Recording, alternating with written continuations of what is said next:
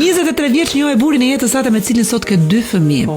Një histori shumë e bukur që me siguri sot do frymëzoj të gjitha vajzat. Një histori që lindi nga një intuitë jote e brendshme, se duket gjërat ndodhin para se të ndodhin. Kisha 23 vjet dhe ishte një event e një shoqes time 10 vjetore e tyre, muzikës dhe bashkëjetesës, dhe 2 ditë më herët isha single dhe thash atë çka jam këtu në Kosovë tash 4 vite, nesër kam shku me një 10 vjetor dhe dua të njoftoj burrin e jetës time.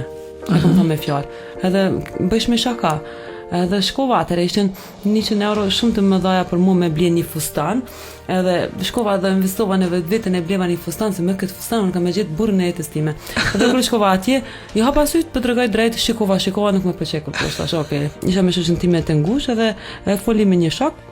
Edhe më kujtoi ai shoku që aja gjithmonë i falte rrugës, po nuk është që më kishte ra në sy më herët, dhe vita thasha, ok, shoqet, po aja që njoftoj, dhe na njoftoj ajo, dhe pastaj henum, folum, edhe ke një muhabet shumë i qetë, shumë i rrjedhshëm, pa parajgjime, po edhe tani pastaj ndruam kontaktet në Facebook, edhe vazhdojmë të flasim një muaj rresht. Ishte i vetmi që më ka shikuar me të vërtet kush jam unë, sepse ti u paragjikoje ndonjëherë ishte një vajzë që është rritur jashtë, ndoshta edhe jam pak më dominant në prezencën time, po ku e dinte ai që unë jam me të vërtet aq besnike në fakt, edhe ai ndjente, edhe mua pëlqej si njëri, se veç fakti që ai më njifti mua si njëri pa më pyetur gjëra, unë e disha që njëri e ka një inteligjencë shumë të madhe emocionale, edhe e kam respektuar shumë për atë gjë. Si e ndryshuan jetën dy çunat që erdhën jetë?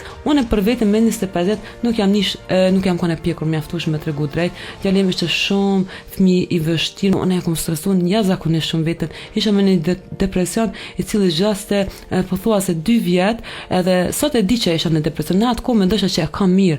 Nuk e lasha kërkon me dhon dashuri fëmijës tim, nuk e lasha kërkon me puth fëmijën tim. Ai ishte i vështirë, e vërtet. Po edhe unë ja ndihmoja me këto rregullat e strikte që i kisha ndaj tij.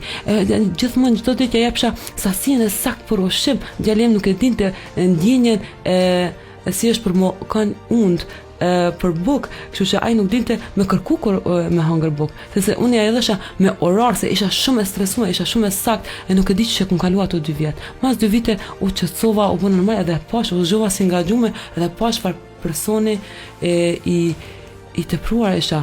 Subscribe në kanalin Klas Media në YouTube.